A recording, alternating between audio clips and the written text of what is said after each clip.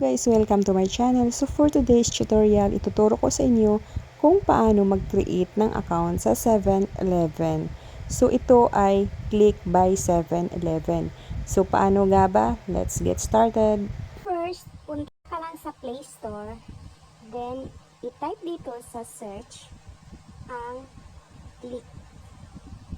Ayan, kahit click na lang at lalabas itong click by 7-Eleven. Click install. Then, after mo ma-install,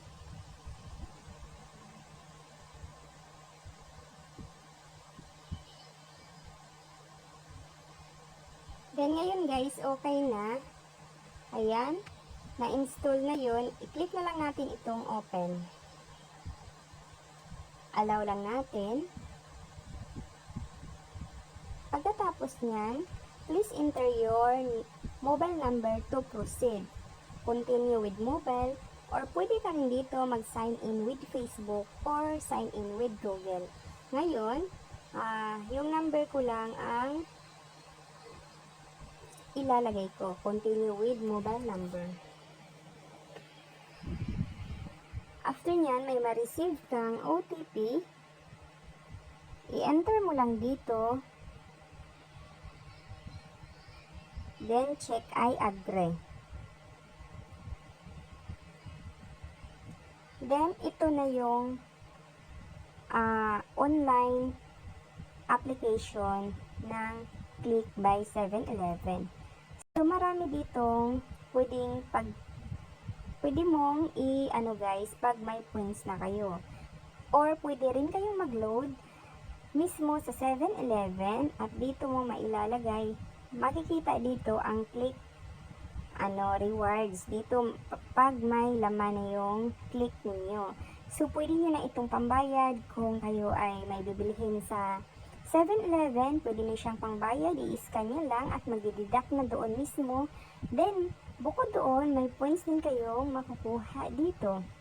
So, dito, pwede kayo mag-pay bills, buy load, add e-money, then pera padala, redeem rewards, and groceries.com. Click natin tong pay bills.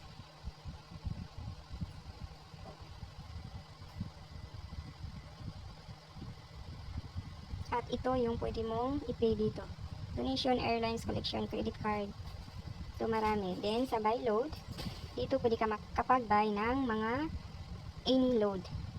Then add e-money, dito pwede ka mag-Gcash, then Lazada. At dito naman sa redeem points, at dito mo mariredeem pag may mga points ka, pwede mo din ditong ma-convert mo sa mga ito. Ayan, pwede ka dito mga ice cream, ganun, ayan. Then, pera padala, pwede ka rin dito magpadala.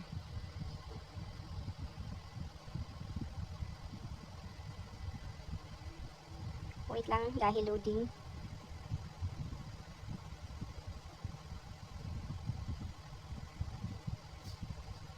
Hindi rin ako sure kung, ayan. So, ngayon, i-click lang natin tong start verification. At dito, kailangan mo pala dito complete yung enter personal details. So, first name, last name, date of birth. Ayan.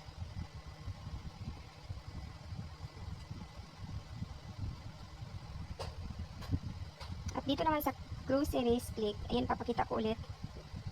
Pwede ka ditong mag-order ng mga groceries.